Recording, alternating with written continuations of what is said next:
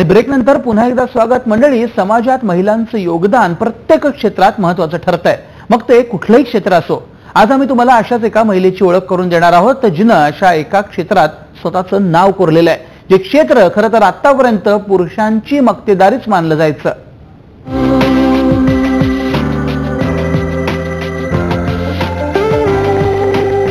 या सापांना हातावरती खेळवणारी ही आहे निशा सुब्रमण्यम कुंजू, मुंबईतील प्राणी मित्र। तिला तुम्ही सर्प मैत्रीणही म्हणू शकता। आपल्याकडे तसा सर्प मित्र हा शब्द रूढ झालाय। काही धाडसी काम म्हटलं की ते पुरुषच करतात असा एक समज आपल्याकडे घट्ट झालाय। इथं निशानं या गृहीतकाला तडा दिलेला आहे। लहानपणापासूनच निसर्गाचा लळा असणाऱ्या निशाचा थोरला भाऊ सुनीश हा सर्पमित्र आहे। त्याच्या कामाच्या निरीक्षणातनं निशा ही सर्प मैत्रीण झाली। आता ती मनेका गांधी यांच्या पीपल्स फॉर ॲनिमल या संस्थेमध्ये सामील झाले। Plant and animal welfare society या संस्थेचीही ती सदस्य आहे। मुंबईतल्या सिमेंटच्या जंगलात सुद्धा अनेक जातीचे साप सापडतात। काही जण घाबरून त्यांना मारण्याचा प्रयत्न करतात, तर काही साप शहरीकरणाच्या कचाट्यात येऊन मरतात।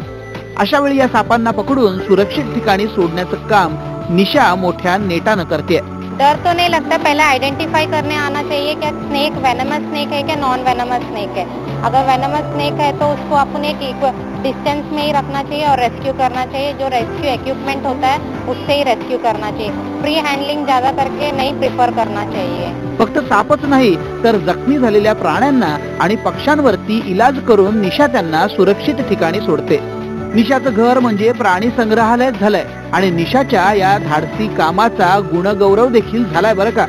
2005 मध्ये ॲनिमल वेलफेअर बोर्डनं निशाची ॲनिमल वेलफेअर ऑफिसर म्हणून निवड केली, तर 2014ला तिची जंगल प्राणी गुन्हेगारी नियंत्रण स्वयंसेविका म्हणून निवड करण्यात आली। पुढे 2016ला भारतातील विविध क्षेत्रात उत्तम कामगिरी करणाऱ्या 100 महिलांचा सत्कार करण्यात आला, त्यात निशाचा देखील समावेश होता। निशाला देशाचे राष्ट्रपती प्रणव मुखर्जी यांच्या हस्ते पुरस्कार प्रदान करण्यात आला। एनिमल से ये प्रेम मतलब लव था, इसके लिए मैं इसमें आ गई हूँ। तो उसके बाद मैंने बर्ड्स भी रेस्क्यू किया है, डॉग्स को भी ट्रीटमेंट किया है।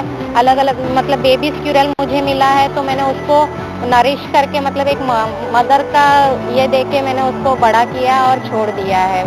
आज पर्यावरण संतुलनासाठी प्राण्यांचं संवर्धन होणं आवश्यक आहे, त्यासाठी तरुणांनी समोर येणं गरजेचं आहे। निशा त्यासाठी मोठ्या धाडसानं प्रयत्न करते।